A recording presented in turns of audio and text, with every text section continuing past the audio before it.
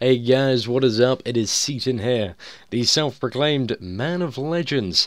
Now, I'm just making this video to let you all know that I've released an absolutely massive updated version of the 1 level 60 guide to sort of factor in everything that was added in 2.5 and 2.4. So literally, I don't know how this happened, but the guide has actually tripled in length from the 2.3 update.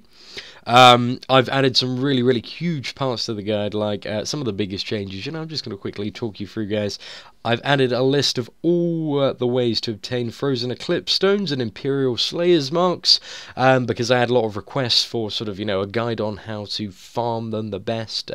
So this written guide goes through pretty much all the ways that you can go about getting them, so hopefully you can, figure out which way you want to get them. I've added sections and tips for all the Chronicles, which talks about sort of the various bonus chests and mobs in there, and how to take advantage of those. I've further developed the raiding segment at the bottom of the guide to include Intrepid Drowned Halls, Planebreaker Bastion, and the Infinity Gate Raid, with a bit of advice on what can and cannot be pugged, and just some general information on the raids and what you're going to need before entering them. I've added suggested progression paths for Tier 1 and Tier 2 20-man raids, so, a lot of people got to 60 and were getting into raiding, maybe with a new guild, and they're like, oh, should we just tackle Frozen Tempest and then Endless Eclipse?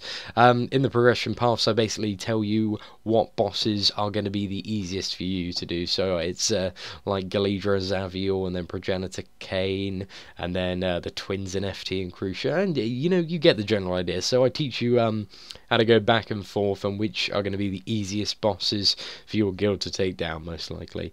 I've also added various assortments of advice on how to spend currency to get the most bang for your buck at different gear levels. So that's sort of scattered throughout the guide, so you can have a read through that, and I'd say it's fairly good advice. I've got all my characters sort of ready for Tier 2 raiding. Not that I'm probably ever going to raid Tier 2 on any of them, but if anybody needs like a mage for Tier 2, maybe Grim Awakening, I always have the option of doing that, which is pretty damn awesome. And finally, I expanded the section on Expert Dungeons to include a very simple and easy specs to play for each class, with a written and video guide link next to each one of them, so that, people can just look at this guide, look, oh, I'm ready for Expert Dungeons, but I don't have the right spec, and then they can go, oh, look, I'm a rogue, I can pick up this really easy Ranger guide, or I'm a cleric, I can pick up Inquisitor or Druid. So just really easy specs that do quite good numbers. I want to kind of encourage that. Now, that's it for the stuff that I've added. I'm going to be shortly adding sort of a guide on how to farm Infinity Stones and sort of break that down a bit more, because there's been a lot of requests for that. And also, I'm going to update and add solo specs to sort of the start of the guide. But yeah, guys, thank you for anyone that's already liked the guide or supported it.